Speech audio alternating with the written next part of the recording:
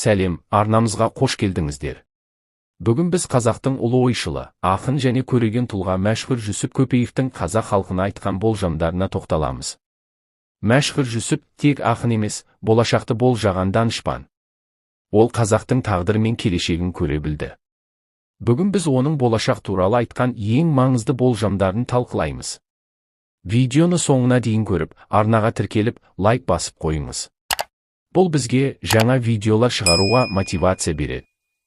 Жұт келеді. Қалың қазақ қырылады. Жұттан аман шыққан ел 70 жыл құдайсыз қоғамда өмір сүреді.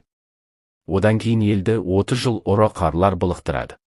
Осының бәрінен өткен соң ғана қазаққа қой үстіне боз торғай жұмыртқалаған заман туады деп болжаған екен. Әулие мәшһүр Жүсіптің 4 болжамы орындалып кетті.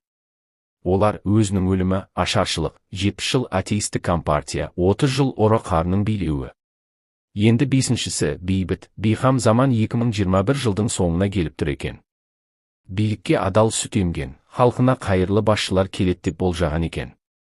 Мәшһүр Жүсіптің болжаулары бүгінгі заманға да сай келіп отыр.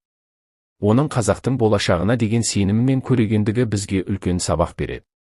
Ұлы ойшылдың айтқандары біз үшін тек өткеннің мұрасы емес, келешекке бағытталған жол. Егер сізге бұл видео ұнаса, лайк басып, арнаға тіркеліп қойыңыз.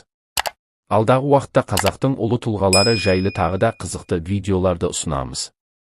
Келесі видеода кездескенше сау болыңыздар.